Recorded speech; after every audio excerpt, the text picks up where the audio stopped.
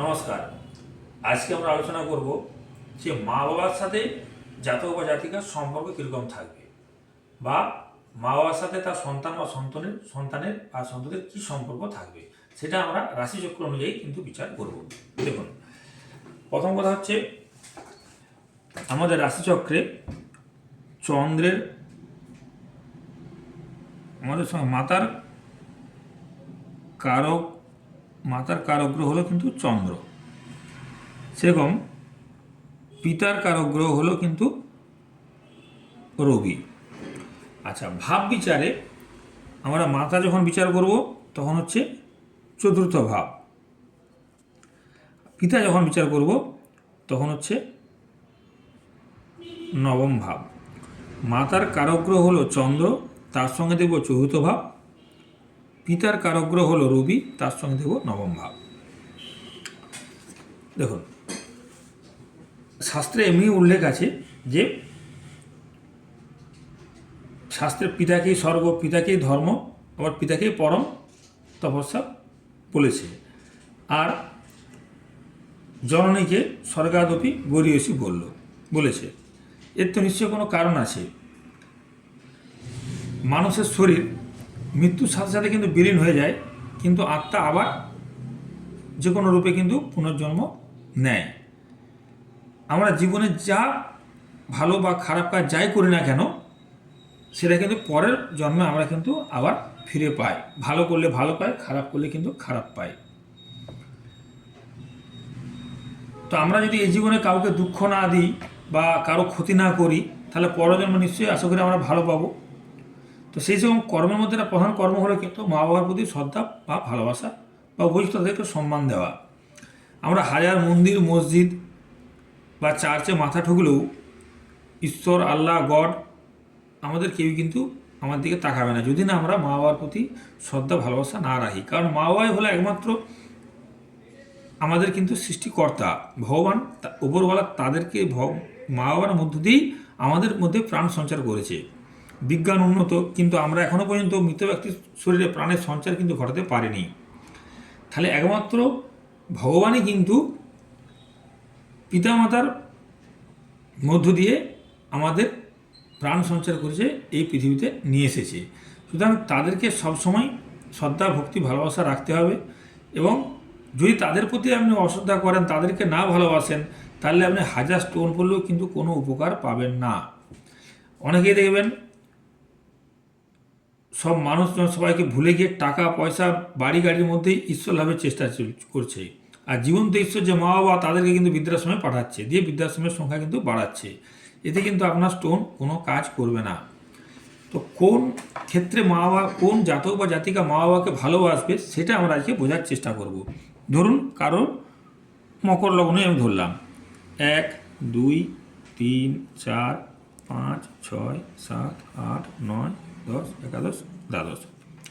তাহলে এই জাতক জাতিকার আমরা যখনই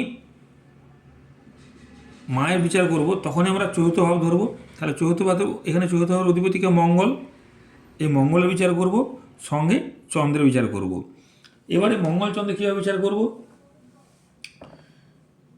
জন্মছকে এই চতুর্থপতি এবং নবমপতি, যে নবমপতি হচ্ছে পিতা, এই নবম ভাব হচ্ছে পিতা ইন্ডিকেট করছে, আর রবি, এই নবম ভাব এবং রবির থেকে আমরা পিতা বিচার করব।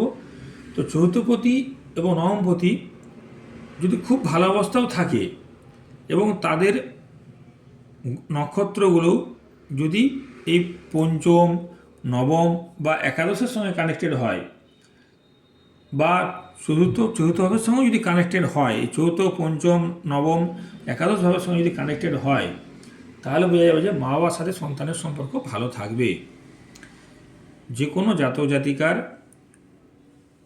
চতুর্থ ভাব এবং নবম ভাব বা ভাবপতি, সেই ভাবের ভাবপতি গ্রহরা যদি খুব ভালো অবস্থায় থাকে এবং এই চতুর্থ ভাব এবং নবম ভাবের যে নক্ষত্রে আছে, সেই নক্ষত্র অধিপতিরা যদি চতুর্থ, পঞ্চম, নবম, একাদশ ভাবের সঙ্গে কানেক্টেড হয়, তাহলে সেই সন্তানের মা বাবার সাথে খুব ভালো সম্পর্ক থাকবে। অর্থাৎ এক্ষেত্রে তো চতুর্থ ভাব, চতুর্থপতি ভালো হলো, নবমপতি ভালো হলো, এবং চতুর্থপতি নবমপতি যে নক্ষত্রে আছে সে নক্ষত্রের অধিপতিরা আমাদের 1, 5, 9 বা 4, একাদশ এগুলো তো ভালো স্থান।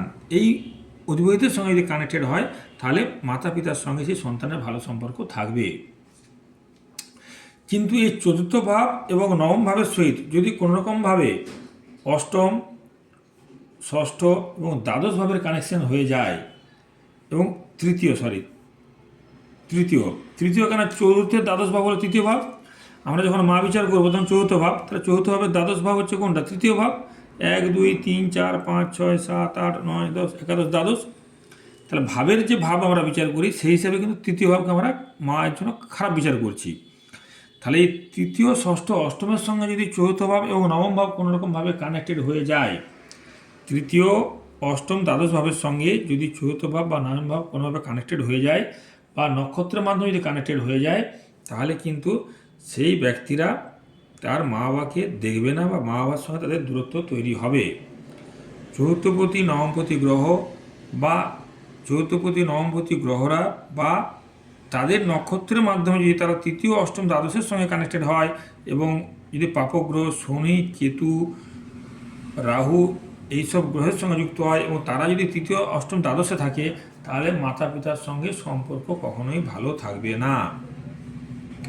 চতুর্থ ভাবের অধিপতি, নবম ভাবের অধিপতি গ্রহ যদি তৃতীয়, অষ্টম, দ্বাদশে এসে বসে অথবা চতুর্থপতি নবমপতি গ্রহ যে নক্ষত্রে আছে সেই নক্ষত্ররা যদি এই নক্ষত্রের অধিপতি গ্রহরা যদি তৃতীয়, অষ্টম, দ্বাদশের সঙ্গে কানেক্টেড করে নেয়, সেই সঙ্গে যদি শনি, কেতু, রাহু থাকে, তাহলে কিন্তু তাদের মা বাবার সাথে সম্পর্ক কখনোই ভালো থাকবে না।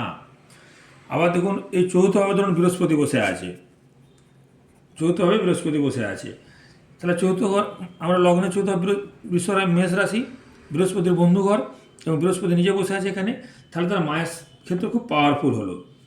কিন্তু নবমের অধিপতি, এই নবম ভাবের অধিপতি কোনোরকমভাবে অষ্টমের সঙ্গে কানেক্টেড করলো। নবমের অধিপতি বুধ, ধরুন এই বুধ কোনোরকমভাবে সিংহ রাশিতে নাক্ষত্রিকভাবে হয়তো কানেক্টেড করলো, তাহলে কিন্তু এই ব্যক্তি এবং অষ্টমের সঙ্গে কানেক্টেড হলো, তাহলে এই ব্যক্তি কী হবে? যতই মা বাবার সঙ্গে সম্পর্ক ভালো রাখার চেষ্টা করুক না কেন, কিন্তু যে কোনো কারণেই উপরে উপরে ভালোবাসা দেখালেও ভিতরে কিন্তু এদের মধ্যে একটা দূরত্ব তৈরি থাকবেই। সুতরাং যখনই এই চতুর্থপতি নবমপতি গ্রহ এবং রবি, চন্দ্র যত চতুর্থ, নবম, একাদশ ভাবের সঙ্গে থাকবে এবং পঞ্চম ভাবের সঙ্গে থাকবে বা নাক্ষত্রিক যোগাযোগ থাকবে, ততই মা বাবার সাথে তার সম্পর্ক ভালো হবে। নতুবা তৃতীয়, অষ্টম, দ্বাদশের সঙ্গে সম্পর্ক হবে এবং শনি, কেতু, রাহু যুক্ত থাকলে কোনোরকমভাবে মা বাবার সাথে সম্পর্ক ভালো থাকবে না। কিন্তু আমাদের ছক বিচার ভুলে যেয়ে সবারই উচিত সমস্ত কিছু না দেখে মা বাবাকে শ্রদ্ধা করা। যদি মা বাবাকে শ্রদ্ধা করেন, ভালোবাসেন, তাহলে আপনার গ্রহের প্রতিকার কিন্তু কাজ করবে। আর যদি মা বাবাকে শ্রদ্ধা না করেন, মা বাবাকে না ভালোবাসেন, দিয়ে কিন্তু হাজার স্টোন পড়লেও আপনার কিন্তু কাজ হবে না, স্টোনে কিন্তু কাজ হবে না। প্রত্যেকেই সমস্ত কিছু ভুলে মা বাবার সঙ্গে সম্পর্ক ভালো রেখে অবশ্যই তাদেরকে কিন্তু ভালোবাসা, শ্রদ্ধা, সম্মান করতে অবশ্যই হবে। নমস্কার।